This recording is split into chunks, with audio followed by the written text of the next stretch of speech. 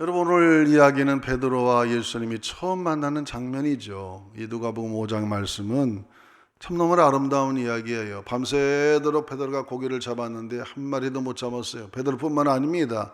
옆에 있는 사람들이 다 고기를 잡았는데 하나도 못 잡고 정말 고개를 떨구르고 한 가정의 호주로서 너무나도 정말 빈털터리로 들어가는 모습이 어깨가 푹 처진 모습, 참으로 얼마나 연약한 그런 모습이겠어요. 그래서 그 물을 이렇게 걷고 있었는데 예수님이 나타나셔가지고 그 배 좀 빌려줬더니 거기에 앉으셔서 하나님 말씀을 쭉 전하고는 사람들이 아마 은혜를 받았겠죠. 그리고 이렇게 명령을 했습니다. 더 깊은 데 가서 좀 그물을 다시 한번 던져봐라. 거기에서 명령할 때에 헬라 원어에 보면은 그게 단수형 명령이 아니라 학자들에 의하면 그게 복수형 명령이었다는 거예요. 여러분, 지금 은혜 받으셨죠? 제가 명령합니다. 깊은 데 가서 그물을 던지세요. 그렇게 얘기를 했어요. 그런데 거기에 응답하고 그 말씀을 순종하고 긍정의 마인드를 가지고 실제 실행에 옮긴 사람은 베드로 하나였죠. 베드로가 얘기합니다. 참 내가 여태까지 고기를 잡아왔지만 이곳에는 내가 전문가인데 오늘 말씀을 들어보니까 정말 내가 범상한 사람 같지 않고 은혜가 됩니다. 내가 내 경험으로는 참으로 이해가 안 되지만은 말씀에 의지하여, 따라합시다. 말씀에 의지하여 그물을 내리리라. 이게 하나님 말씀을 듣고 은혜 받고 순종해서 그물을 던졌더니 깜짝 놀란 거예요. 아니, 그렇게 밤새도록 고기가 한 마리 안 잡혔는데 그물이 찢어질 정도로 고기가 잡히니까 옆에 있는 친구들에게 도움을 청하여 두 배가 가득 이렇게 고기를 갖고 나와가지고는 그때는 선생님이 아니라 주여 나는 죄인으로서이다, 나를 떠나소서 하면서 예수님과 처음 만나 제자로 영입되면서 예수님을 만나니까 베드로에게 하나님께서 꿈과 비전을 주죠. 너는 이제 고기를 낚아서 한 가정만 책임지는 가장이 아니라 너는 앞으로 사람을 낚는 어마어마한 하나님의 사람이 될 것이다. 할렐루야. 여러분, 주님 만나면 우리에게 이런 큰 비전이 주어지는 줄로 믿습니다. 그래서 베드로가 그때부터 사도가 되고 제자가 되어서 여러분 나중에는 정말 예루살렘의 하나의 사도로서 길거리 가다가 베드로의 그림자만 봐도 환자가 벌떡벌떡 일어나는 정말 불가사의한 그런 존재가 되지 않습니까? 그러므로 우리는 이 세상에서 누가 가장 긍정이냐? 여러분, 예수님만큼 긍정인 분이 없습니다. 할렐루야. 우리가 예수님을 만나면 가장 긍정의 사람이 될 줄로 믿습니다. 긍정은 예수님 안에, 하나님 안에, 성령님 안에 있는 줄로 믿습니다. 그러므로 이 자리에 혹시라도 내가 너무나도 세상에 참 능력이 없고 부족하고 빈 그물 상태다, 내가 너무나도 연약하다, 나는 너무나도 어두운 밤을 지내고 있다, 나는 이 세상을 너무나도 비관적으로 살아간다, 그렇게 생각하는 분이 있다면 오늘 베드로와 같이 예수님을 만나서 여러분의 생각과 마음과 언어와 생각이 바뀌어지기를 주의 이름으로 축원합니다. 내 경험으로는 내가 인정하지 못하지만은 말씀에 의지하여 그물을 내리려 할 때에 기적이 일어나는 것입니다. 사도 바울처럼 그가 전도를 다니다가 얼마나 많은 핍박과 환난을 당합니까? 아무리 어려움을 당해도 불사조 같은 마음을 가지고 일어나는 것입니다.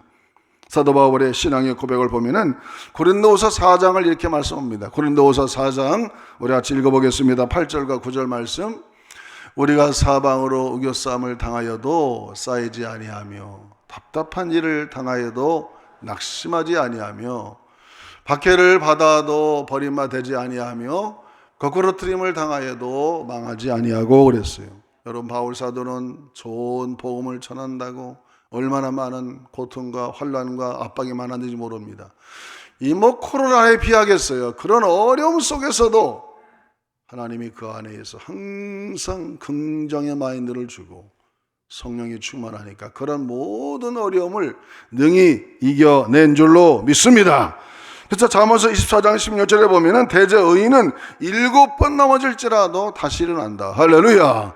7.8기의 그러한 능력을 하나님을 믿는 의인들에게는 그런 은혜를 부어 주시는 줄로 믿습니다.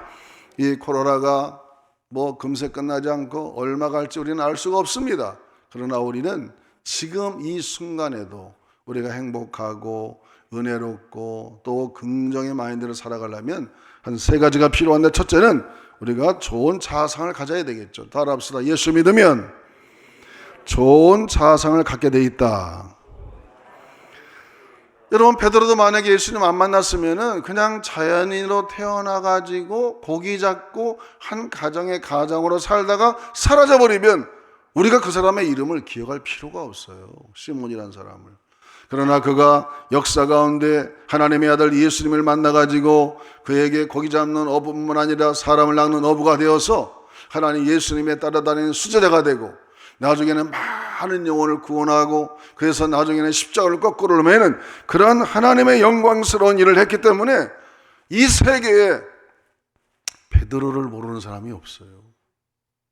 그는 하나님을 만난 이후에, 예수님을 만난 이후에 마음속에 자기의 정체성이 달라진 거죠.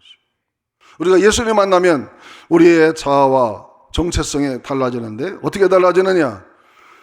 사람이 이 하나님을 믿게 되면 제일 먼저 하나님 말씀을 듣게 되어 있는데, 창세기 1장 27절에 이렇게 말씀하고 있습니다. 하나님이 자기 형상 곧 하나님의 형상대로 사람을 창조하시되 남자와 여자를 창조하시고. 여러분, 이 다른 데서 이런 얘기를 못 듣죠. 성경에만 이런 얘기가 있어요. 하나님의 형상대로 우리가 지음받았구나. 따라합시다. 하나님의 형상대로. 하나님의 이미지가 우리 안에 들어있다는 것이죠. 그래서 우리는 존귀한 존재인 것입니다. 우리가 왜 인간의 존중성을 얘기하느냐, 인격을 얘기하느냐. 여러분, 인간의 색깔별로 백인, 흑인, 황인종, 아니면 그 사람의 지식의 정도, 그 사람의 부유함, 그 사람의 가치, 여러 가지 많은 조건이 있지만 그런 것 때문에 인간이 존중받는 것이 아니라 우리 인간 안에는 하나님의 형상이라는 어마어마한 가치가 있기 때문에 흑인이라도, 저 아프리카 정글 속에 사는 아무것도 모르는 흑인이라도 인간은 존귀한 겁니다. 할렐루야. 그래서 우리가 나의 자아의 정체성, 내 자아상을 갖게 되는 것입니다. 뿐만 아니라 우리가 하나님의 형상대로 지음받아 살아가지만은 이 세상 사는 동안 죄를 안 질 수가 없어요. 여러분, 다 완전할 수가 없습니다. 그래서 하나님께서 그의 아들 예수님을 보내갖고 고린도후서 5장 17절에 보니까 이렇게 말씀하십니다. 한번 읽어보겠습니다. 고린도후서 5장 17절. 그런 정도든지 그리스도 안에 있으면 새로운 피조물이라. 이전 것은 지나갔으니 보라 새 것이 되었도다. 할렐루야. 우리가 하나님의 형상대로 지음받아 하나님의 말씀대로 순종하고 100% 따라가야 되는데, 때로는 거부하고 죄를 짓고 하나님의 말씀대로 살지 못할 때가 너무나 많죠. 그런데 그 모든 것을 우리 주님께서 한꺼번에 다 십자가에서 처리하시고, 우리가 예수 그리스도를 믿는 순간 우리를 다시 거듭나게, 새롭게 거듭나게 태어나게 하셔서 우리를 새로운 피조물로 만들어 주신 줄로 믿습니다. 그래서 우리를 이렇게 부르는 거예요. 베드로전서 2장 9절에 보면 이 새로운 피조물이 됐기 때문에 우리를 이렇게 하나님이 인정하십니다. 같이 읽어봅니다. 베드로전서 2장 9절. 그러나 너희는 택하신 족속이요 왕같은 제사장들이요 거룩한 나라요 그의 소유가 된 백성이니 이는 너희를 어두운 데서 불러내어 그의 귀한 빛에 들어가게 하시니 아름다운 덕을 선포하게 하려 하십니다. 아멘. 한번 따라합시다. 우리는 하나님이 택한 사람이고 왕같은 제사장이다. 할렐루야. 여러분, 제사장이 뭡니까? 하나님과 인간의 사이에 있어서 하나님의 축복을 빌어주는 사람들이에요. 우리 그리스도인들이 하나님의 말씀대로 잘 살고 하나님의 뜻대로 살면 우리가 사는 이 땅이 복을 받게 될 줄로 믿습니다. 우리가 그런 존재라는 거죠. 하나님의 소유된 백성이고 하나님이 택한 사람이고 하나님께서 너를 왕같은 제사장으로 세워서 오늘날 우리가 살아가도록 만들었기 때문에 나의 자아의 정체성, 내 자아가 그렇게 존귀한 것입니다. 여러분, 사람이 자존감이 낮은 사람은요 아주 작은 일에 막 화를 펄럭 냅니다. 자존감이 낮으면은. 그리고 자존감이 낮은 사람은 굉장히 자기 방어적이고 지나치게 공격적이고 또 자기를 조금만 무시하면 나를 무시했다고 막 그렇게 한단 말이에요. 근데 자존감이 높은 사람은 웬만한 거 가지고는 화를 잘 안 내요. 에이, 저 사람이 날 잘 몰라서 그래. 내가 누군데 하나님의 형상 받은 사람이고 하나님이 택한 존재고 내가 왕 같은 제사장인데 저 사람이 나를 잘 모르는구나. 그래서 왼바르가 그냥 다 덮고 넘어갑니다. 여러분 스스로도 여러분의 자존감을 높이시기를 축원합니다. 누가 나에 대해서 잘못 오해하고 하면은 좀만 기다리면 알게 된다 이거죠. 그래서 우리는 우리의 자아의 정체성을 아주 극대화 높여서 내가 하나님의 형상대로 지음받은 자야. 나는 새로운 피조물이다. 하나님께서 나를 택하시고 나는 왕같은 제사장이다. 내가 사느냐 어떻게 사느냐에 따라서 이 지역의 축복이 나에게 주어진다라고 생각하고 여러분 긍정의 마인드로 살아가시기를 주의 이름으로 축원합니다. 두 번째로는 우리가 어떻게 해서 긍정으로 살아갈 수 있느냐. 여러분 예수님 믿으면요 우리에게 꼭 꿈을 주시더라고. 비전을 주세요. 여러분 베드로가 예수님을 만난 다음에 고기만 많이 잡게 한 게 아닙니다. 주여 나는 죄인입니다. 나를 떠나소서. 그렇게 말하니까 그래 집에 가서 잘 살아라. 그렇게 말하지 않았어요. 내가 너에게 사명을 준다. 꿈을 준다. 너는 앞으로 사람을 낚는 어부가 될 거다. 할렐루야. 여러분 주님 만나면 우리를 그냥 택하는 게 아닙니다. 하나님께서 우리를 만나주시고 그 다음에는 꼭 비전과 꿈을 주세요. 사람이요 긍정적인 사람들은 항상 꿈이 있는 사람입니다. 여러분 꿈이 없으면 어떻게 이 세상을 살아가겠어요? 여러분 느헤미야가 어떤 사람이에요? 그는 바벨론으로 끌려가서 태어난 이민자의 3세가 되는 아주 그 나라가 망해가지고 150년 동안이나 정말 외국에 사는 그런 3세 같은 사람인데 어떻게 되는지 왕의 술 맡은 관원이 돼가지고 아주 유대인 중에는 가장 출세한 사람이었어요. 그러나 그의 마음속에는 항상 자기 조국에 대한 애틋한 마음이 있었습니다. 그러던 어느 날 자기의 동생과 사촌 동생들이 조국에 갔다 와서 하는 얘기가 너무 형편이 안 좋다는 거예요.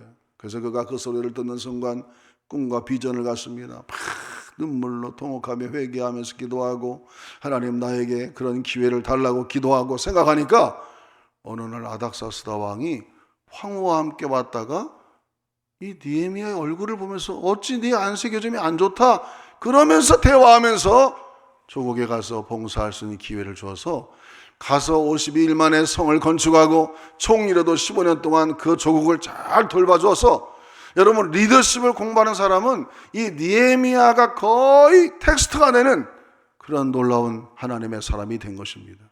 여러분 이 세상을 살아갈 때 우리가 가장 중요한 게 뭐냐? 이 긍정의 마인드를 갖되 반드시 여러분 꿈을 갖기를 주의 이름으로 축원합니다. 특별히 우리나라에 많이 팔린 책 중에 하나가 조엘 오스틴이 쓴 이 긍정의 힘이라는 책이 있어요.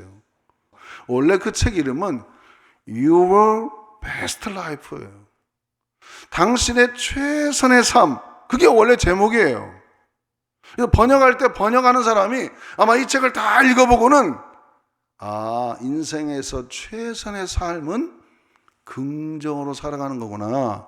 그렇게 해서 의역을 해가지고 책 제목을 긍정의 힘으로 번역을 한 거죠.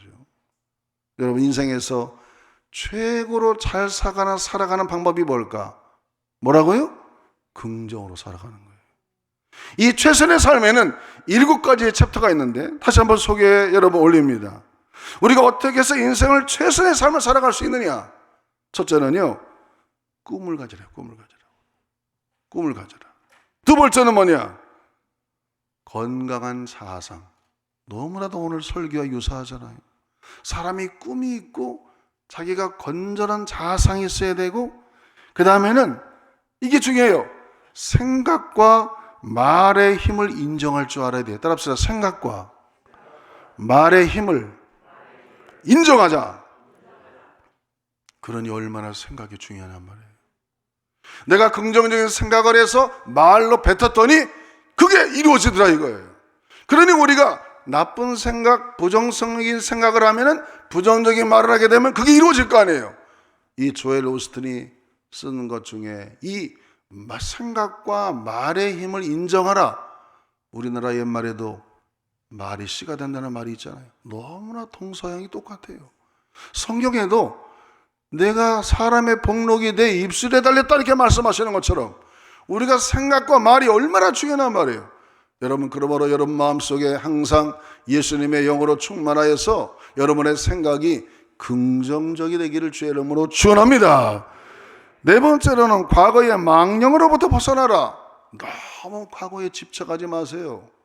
과거는 그냥 에베네셀의 하나님이었다라고 끝내버리면 돼요. 과거는. 그리고 다섯 번째는 역경을 통해서 내가 뭔가 교훈을 얻고 강점을 찾고, 여섯 번째는 가능하면 좀 베풀며 살아라.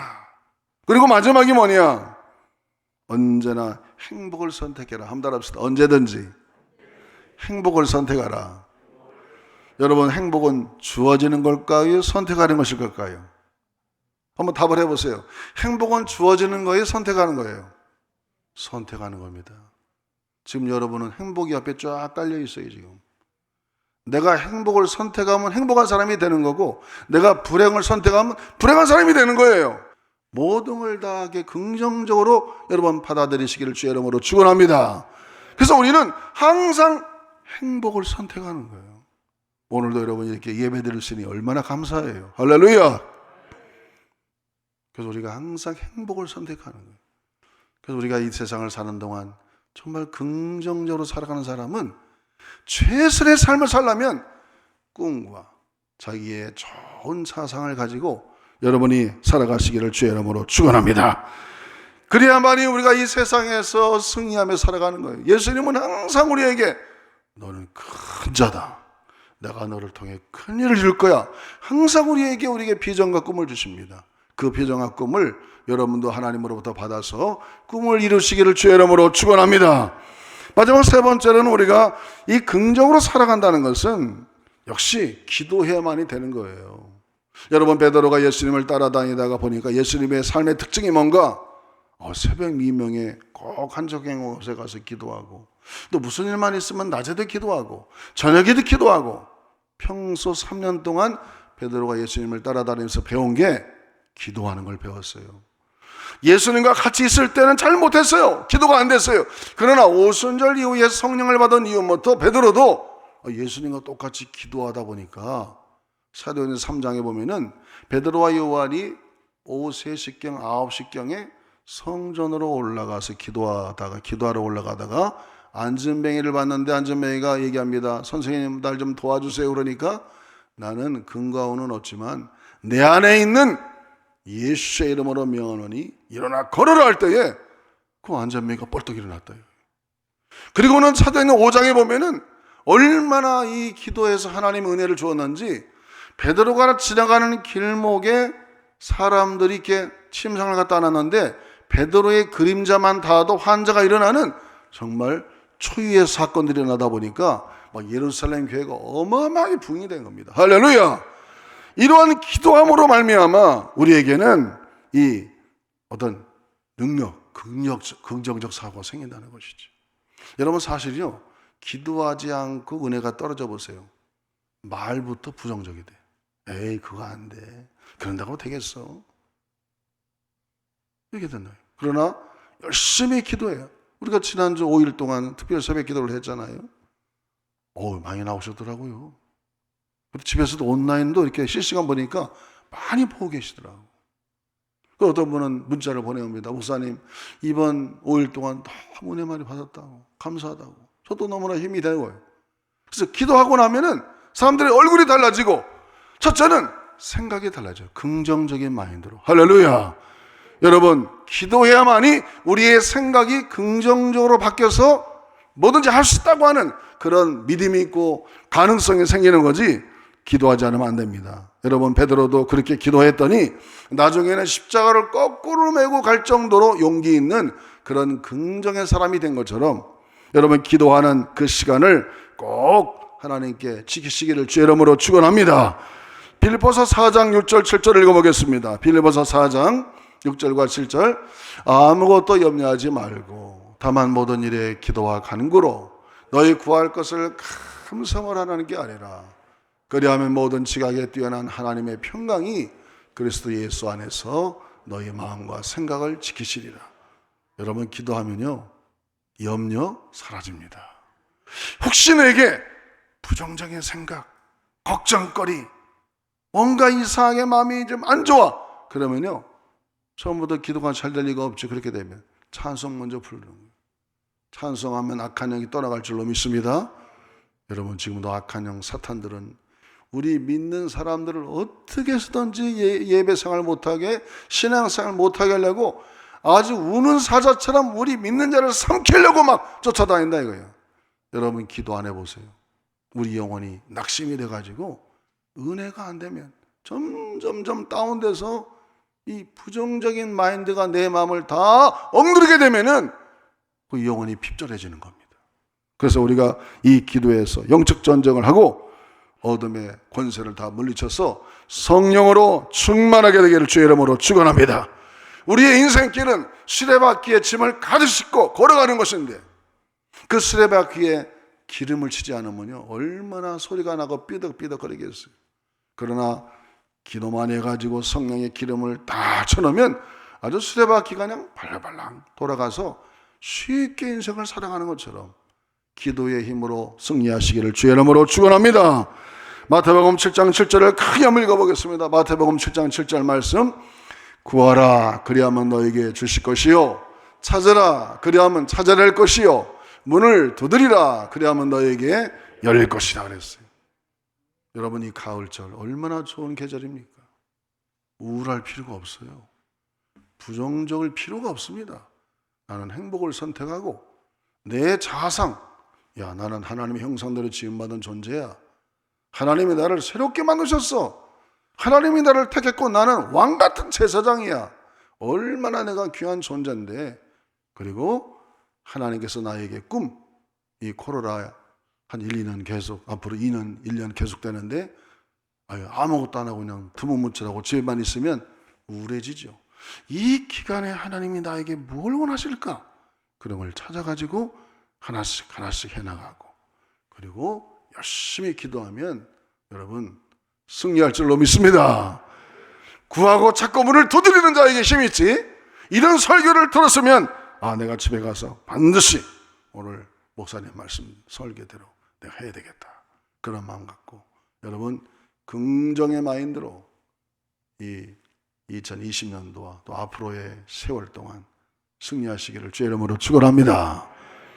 저를 한번 다 보세요. 한번 따라 합시다. 긍정으로 살자. 여러분 여호수아 칼렙을 늘 얘기하지만 그분들만큼 긍정적인 사람이 없어요. 아무리 여리고성이 두텁고 안악자손 같은 장대 같은 인간이 있어도 전쟁의 준비가 우리가 안 됐어도 하나님이 나와 함께 하시면 저들은 내 밥이다. 할렐루야. 그게 믿음인 겁니다. 기도 안 하면 되겠어요. 악한 마귀가 팍 삼킬 자를 찾아다니는데 기도하고 말씀 묵상하면 이 세상을 우리가 이 세상이 우리를 못 이깁니다. 이 세상을 이겨나가고 장악하는 그러한 힘 있는 사람 되어서 이 가을을 행복하고 멋지게 살아가시기를 주의 이름으로 축복합니다.